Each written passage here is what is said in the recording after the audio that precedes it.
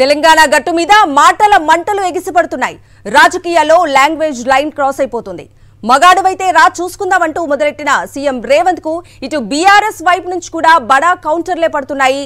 సవాళ్లు ప్రతి సవాళ్లతో రాజకీయాల తీరే మారిపోతుంది.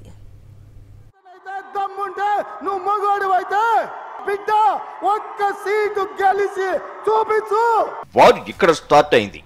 బీఆర్ఎస్ నుంచి కౌంటర్లు ఇలా మొదలయ్యాయి. మగాడవైతే ఒక్క సీటు గెలుచుకో అంటున్నావు రేవంత్ రెడ్డి గారు. మరి ఆ మల్కాజిగిరి పార్లమెంటులో కాంగ్రెస్ పార్టీ ఒక్క అసెంబ్లీ సీట్ అయినా గెలిచిందా? యుద్ధం ఇప్పుడు చూసుకుందాం వరకు వచ్చింది. ఆ ఒక్క సీట్లోనే తెలుసుకుందాం. ఈ రాష్ట్రం అంతా అతలాకుతలం చేయాల్సిన అవసరం లేదు. తెలంగాణలో పవర్ మారింది. దాంతో పాటు భాష కూడా మారింది.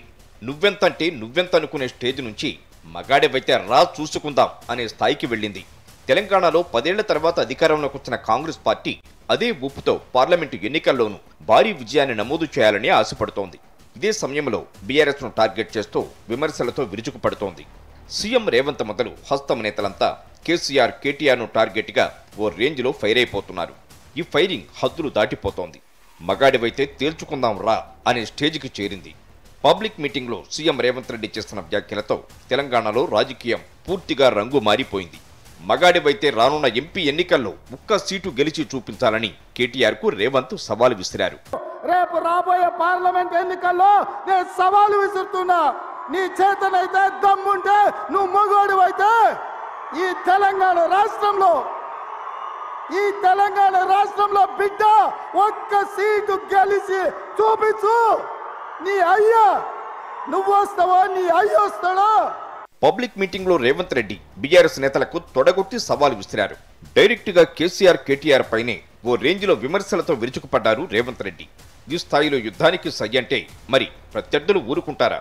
పవర్ మాత్రమే మారింది, పొగరు అలాగే ఉందంటూ కౌంటర్ అటాక్ షురూ చేశారు. నిజంగా నీవు అంత మొగాడివైతే, అంత గొప్పవాడివైతే రేపు తెలంగాణలో 17 పార్లమెంట్ స్థానాలను గెలిచి చూపించు. నీ మగతనాన్ని నిరూపించుకో నీ భాషలోనే. ఇక రేవంత్ రెడ్డి తనపై డైరెక్ట్ గా అటాక్ స్టార్ట్ చేయడంతో కేటీఆర్ కూడా సీరియస్ గానే రియాక్ట్ అయ్యారు. రేవంత్ సవాలుకు ఘాటుగా రిప్లై ఇచ్చారు. బీఆర్ఎస్ ఒక్క సీటులో గెలవదని మాట్లాడుతున్నారని, దమ్ముంటే రేవంత్ మల్కాజ్గిరి స్థానం నుంచి పార్లమెంట్లో పోటీకి రావాలని ప్రతి సవాల్ విసిరారు.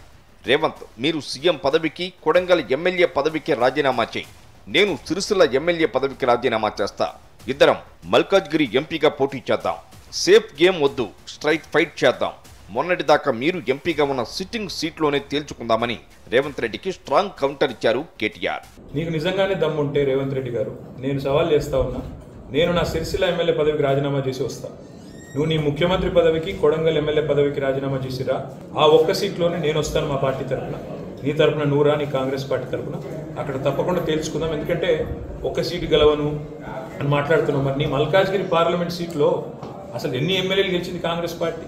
నిజంగానే ధైర్యం ఉంటే, నిజంగానే దమ్ము ఉంటే, తెగువ ఉంటే నువ్వు రా, కొడంగల్ ఎమ్మెల్యే పదవికి రాజీనామా చేయి, ముఖ్యమంత్రి పదవికి రాజీనామా చేయి, మన మల్కాజ్గిరిలో నీ పార్టీ అభ్యర్థిగా నువ్వు రా, నేను కూడా నా ఎమ్మెల్యే పదవికి రాజీనామా చేసి నేను కూడా వస్తాను, అక్కడే తెలుసుకుంటా. అంతటితో ఆగలేదు.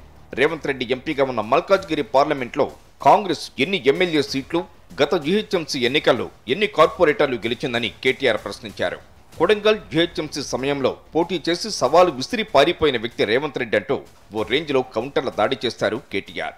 మొత్తంగా ఈ మగతనం మాటలతో మొదలైన తెలంగాణలో రాజకీయాలు ఎటువైపు మలుపులు తిరుగుతాయో చూడాలి.